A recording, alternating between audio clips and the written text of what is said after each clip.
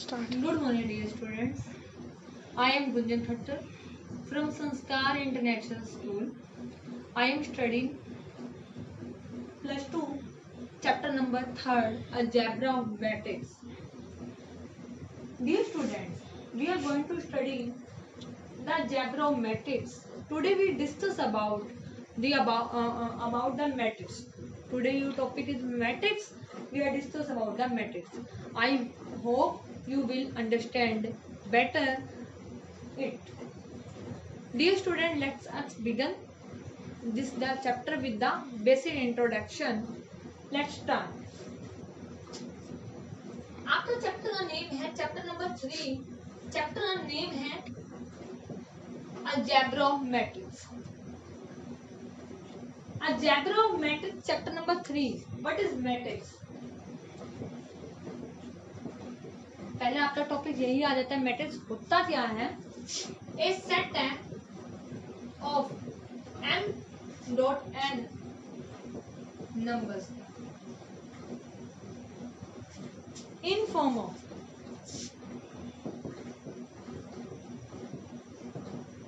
ordered set m cross n. M is number of rows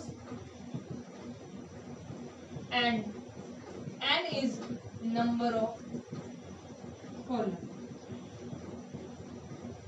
बेटा matrix क्या होता है. m डॉट n का मैट्रिक्स सेट होता है जिसको हम ऑर्डर किस फॉर्म में लिखते हैं, m क्रॉस n की फॉर्म में लिखते हैं. m होता है नंबर ऑफ रोज और n होता है नंबर ऑफ कॉलम्स. अब आपका बिल्कुल नया कंसेप्ट है तो आपको उसको समझना होगा आराम से कि रोज क्या होते हैं, कॉलम्स क्या होते हैं और मैट्रिक्स किस प्रकार बनता है. मैट्रिक्स की जब रिप्रेजेंटेशन करते हैं तो हम ए कैपिटल नहीं स्मॉल में लिखते हैं. ए आई जी. आई मीन ith एलिमेंट हो गया रो का और जे मीन जेथ एलिमेंट हो गया किसका, कॉलम. अब बात आती है होते क्या है रोज एंड कॉलम. ध्यान से देखना.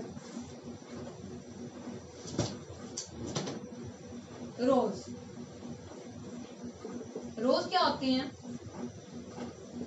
Number of horizontal sorry number of elements contain करते हैं हॉरिजेंटल लाइन. हॉरिजेंटल लाइन की फॉर्म में होते हैं उन्हें बोल देते हैं रोज, कॉलम.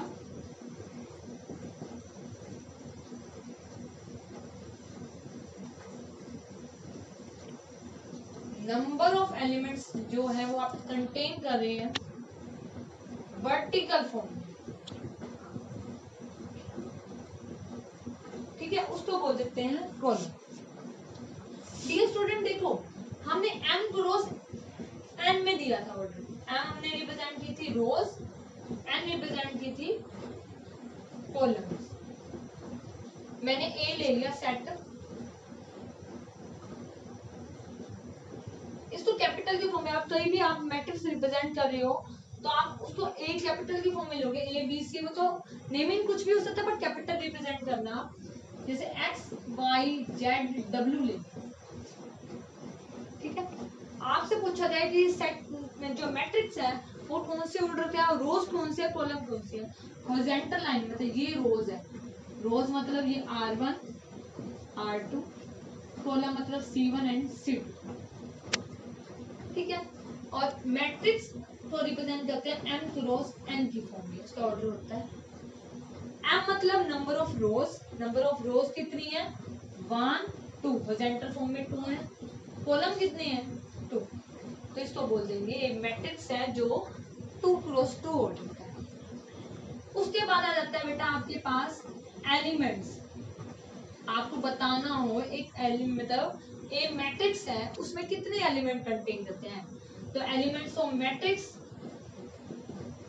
एक ही बताने हो, मान लो एक ही फाइंड कर लेते हैं. वो होता है मल्टीप्लिकेशन हो जाती है m क्रॉस n की. मतलब जैसे ये मैट्रिक्स है इसका ऑर्डर क्या है 2 क्रॉस 2. तो एलिमेंट्स कितने कंटेन करेंगे 4. अगर बाय चांस ये हो matrix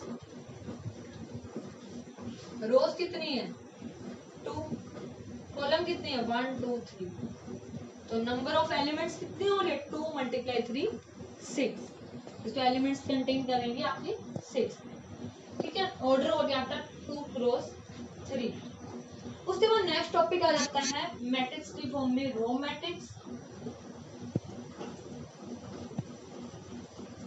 column matrix.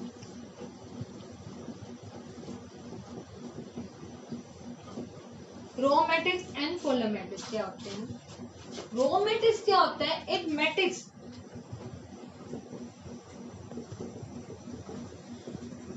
Contain only one row, जिसमें ओनली वन रो कंटेन होती है, उन्हें हम बोल देते हैं रो मैट्रिक्स। और कॉलम क्या होता है? A matrix contains only one column, जिसमें ओनली वन कॉलम कंटेन होता है, हम उसे बोल देते हैं कॉलम मैट्रिक्स। रो मैट्रिक्स देखो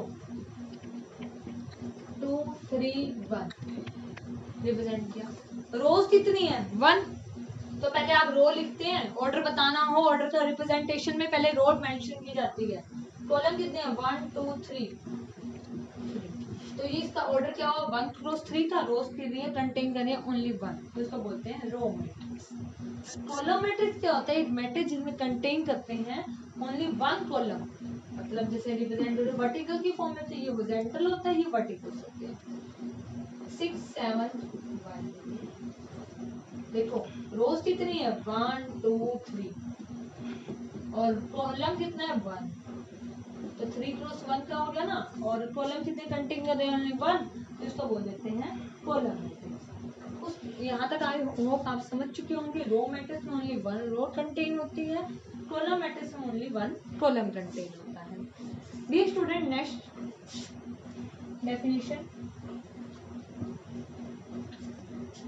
टुडे हम डिस्कस करेंगे बेसिक डेफिनेशन के बारे में, ताकि हम चैप्टर को स्टार्ट कर सकें। उसके बाद आता है रेक्टेंगुलर मैट्रिक्स। रेक्टेंगुलर मैट्रिक्स क्या होती है? एक matrix contains number of rows is not equal to number of column। मतलब बात क्या हुई? जब हम मैट्रिक्स को रिप्रेजेंट करते हैं, ऑर्डर का रिप्रेजेंट करते हैं m क्रॉस n, मतलब m रोज और n कॉलम, ऐसा मैट्रिक्स जिसमें m क्रॉस इक्वल ना हो, मतलब m की वैल्यू n की इक्वल ना हो, उसे हम क्या बोलते हैं? Rectangular matrix. रेक्टेंगुलर मतलब रेक्टेंगल का मतलब तो आपको पता ही है, जिसमें लेंथ और ब्रेथ इक्वल नहीं होती, तो रोज और कॉलम कैसे इक्वल हो जाएंगे? रिलेटेड तो वहीं से होता है ना, हर किसी का लिंक एक दूसरे से ही होता है बेटा। जैसे मैंने एक मैट्रिक्स का रिप्रेजेंटेशन की 1 2 3 4 5 6 9 8 ऐसे रिप्रेजेंट, ठीक है। रोज काउंट पहले ऑर्डर बनाओ, क्या होगा? रोज कितनी होगी 2 है, कॉलम कितने हैं 1 2 3 4, तो इसका ऑर्डर तो आ गया 2 × 4 का, मतलब m इक्वल n के नहीं हुआ 2 नॉट इक्वल टू 4, तो ये कौन सा मैट्रिक्स हो गया आपका? Rectangular matrix. आई होप यहाँ तक आप समझ चुके होंगे। नेक्स्ट आपका आ जाता है topic square matrix.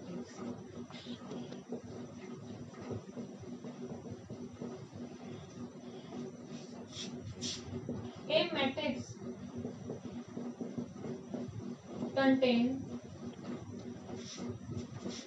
number of rows equal to number of column,